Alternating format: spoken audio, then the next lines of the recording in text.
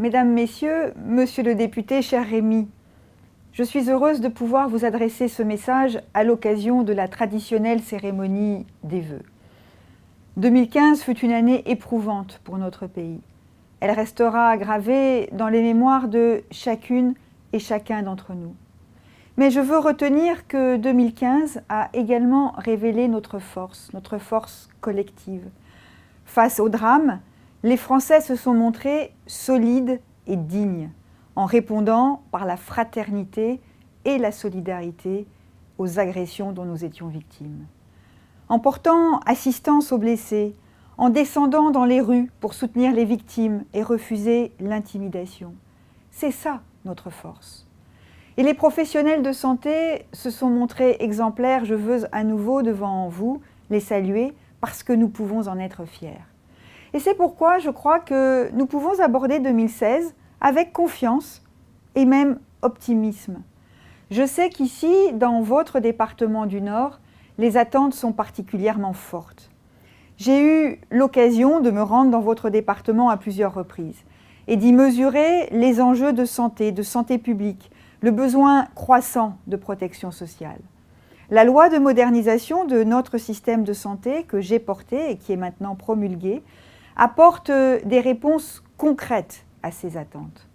En s'attaquant à la racine des inégalités en matière de santé, en renforçant la prévention et les soins de proximité, en instaurant des droits nouveaux pour les patients, nous allons de l'avant.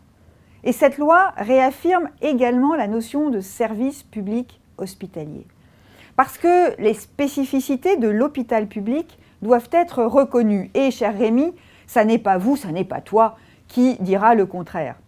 Un service public d'exception, notre service public hospitalier. Il accueille tous nos concitoyens, sans distinction aucune, sans dépassement d'honoraires, 24 heures sur 24, 7 jours sur 7. Cet attachement à l'hôpital public, vous êtes nombreux ici à le partager, et c'est pour cela que j'ai voulu l'inscrire noir sur blanc dans la loi. Les mesures qui sont portées par cette loi permettront aux hôpitaux du Nord-Pas-de-Calais-Picardie d'être plus forts et de mieux s'adapter aux besoins de la population. Mais il n'y a pas que la loi et je veux vous redire que je suis pleinement impliquée pour accompagner les projets de votre département. C'est ainsi que des investissements qui ont récemment été autorisés vont marquer de grands progrès pour vous. Le projet de reconstruction du bâtiment de cardio-pneumologie du Centre hospitalier régional universitaire de Lille ou la reconstruction de la maternité de Roubaix. Et puis je pense aussi, particulièrement bien sûr, à l'accord positif qui a été donné à la reconstruction du centre hospitalier de Sambre-Avesnois à Maubeuge.